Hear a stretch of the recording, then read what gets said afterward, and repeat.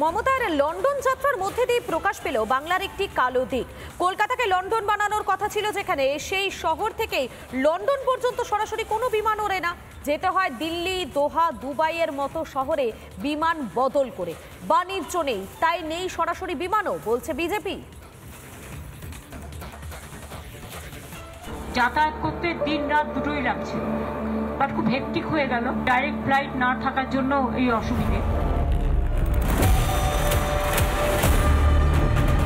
তো একটা বিমানে যদি প্যাসেঞ্জার ভর্তি না হয় লন্ডনে, কারণ ব্যবসায়ী নেই, বাইরে থেকে কি আসবে এখানে, তো পোষাবে কি করে এয়ারলাইন্সে।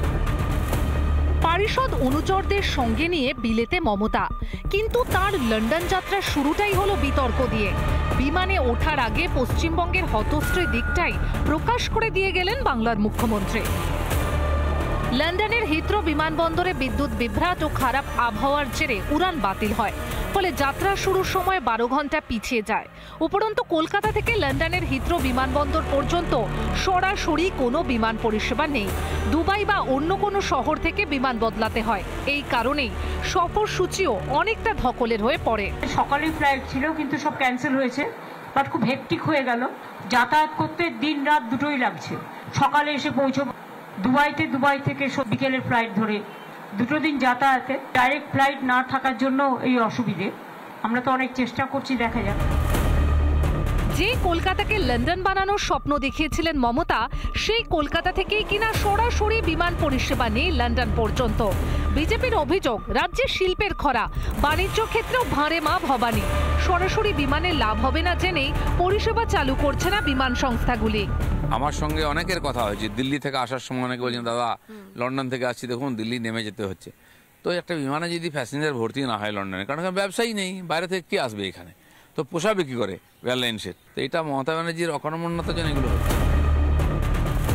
ব্রিটিশ এয়ারওয়েজ অনেকদিন আগেই পাত্তারি গুটিয়েছে কলকাতা থেকে, তাই লন্ডনে সরাসরি বিমান পরিষেবার ক্ষেত্রে দেশের অন্যান্য সমৃদ্ধ শহরগুলির তালিকায় নেই কলকাতা।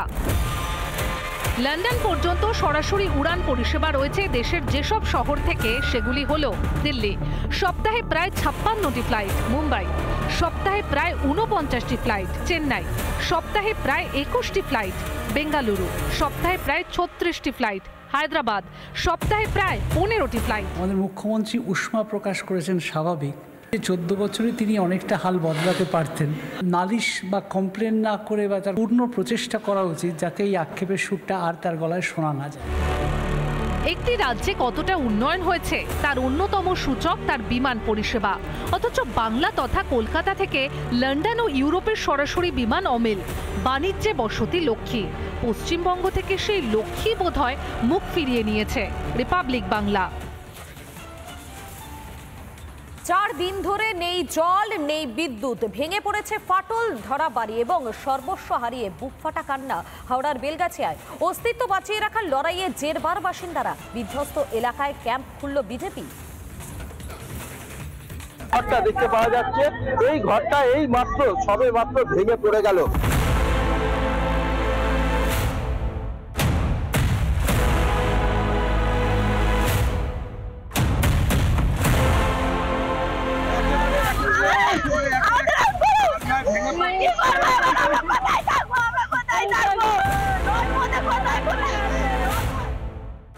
হাওড়ার বেলগাছিয়ায় পদে পদে বিপদের হাতছানি। চোখের সামনে তাসের ঘরের মতো ভেঙে পড়ছে একের পর এক বাড়ি। যে কোণাটি রয়েছে সেই কোণাটি উঠে যাচ্ছে এবং ধসে পড়ছে কার্যত। পা দিলে এতটাই নরম হয়ে গেছে জায়গাগুলো যে পা দিলে জায়গাগুলো ধসে পড়ছে। জলের অপর নাম জীবন, অথচ বেলগাছিয়ায় সেই জলেরও আকাল। এলাকায় নেই বিদ্যুৎ, জল নেই, খাবার নেই, মাথা ঘুরছে, বিনা জলেতে খাবারের জন্য মাথা ফাথা ঘুরছে, দাঁড়াতে পারছি না। সরকারের প্রতিনিধিরা তারা কেউ এসেছে, দেখে চলে গেছে, কেউ কিছু বলেনি। ঘরের মধ্যে ঘর, জলের মধ্যে জল, আর আমাকে খাবার মধ্যে খান। কি ইনসাফি হচ্ছে যে আমরা গরিব আছি, আমরা পাবো না, যারা মাতুয়ার আছে, পকেট গরম আছে, তারা ঘর বাড়ি পাবে।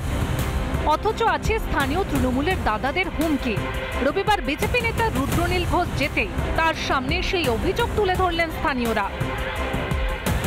আপনাদের জন্য, গরিবের জন্য প্রধানমন্ত্রী আবাস যোজনাতে ঘর পাঠানো হচ্ছে, 1.5-2 লক্ষ টাকা করে ঘর দেওয়া হচ্ছে গরিবদের জন্য। সেটা এরা কেন চুরি করবে জিজ্ঞেস করবেন না? कौन धमकी देता है? कौन धमकी देता है? यही पर देता है सर। कौन धमकी? पुलिस देता है? कौन पुलिस? जो पुलिस यहाँ खड़ा है। বিপর্যয়ের আসল কারণ কি পুরসভার নির্বাচন না হওয়া, নির্বাচিত বোর্ড না থাকাতেই অন্ধকারে উন্নয়ন? এখানে কাউন্সিলর নিয়োগ করা হলো না, কাউন্সিলর ছাড়া কর্পোরেশন অকেজো, মানুষের কথা মানুষের যন্ত্রণা কেউ জানতে পারছে না। হাওড়ার পুরনো তৃণমূলের নেতা অরূপ রায় এসে ঘুরে দেখতে গেছে যে তারা যাদের লুট করেছে, লুটের পর তারা মরে গেছে সব না বেঁচে।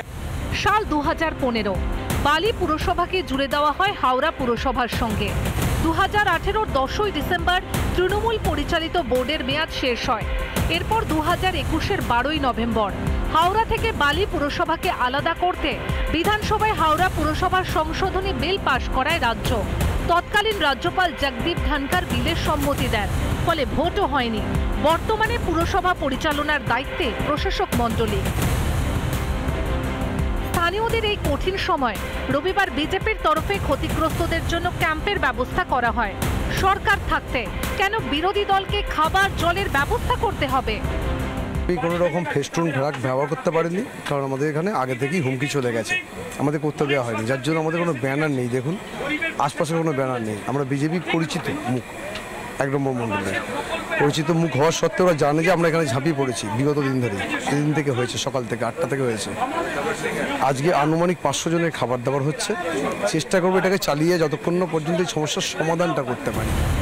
এতগুলো মানুষের কান্না কি শুনতে পাচ্ছে না প্রশাসন? আর কত বিপদ হলে তবেই ঘুম ভাঙবে প্রশাসনের? এত উন্নয়নের বড়াই এই তার নমুনা? খাদ্য, বস্ত্র, বাসস্থান তো নাগরিকদের মৌলিক অধিকার। এটুকু জোটাতে কেন নাজেহাল প্রশাসন? রিপাবলিক বাংলা। নানা ধরনের কন্টেন্ট দেখার জন্য লাইক করুন, শেয়ার করুন আমাদের ফেসবুক পেজ, সাবস্ক্রাইব করুন আমাদের ইউটিউব চ্যানেল। পাশাপাশি অন্যান্য ব্রেকিং নিউজের জন্য অবশ্যই চোখ রাখুন রিপাবলিক বাংলায়।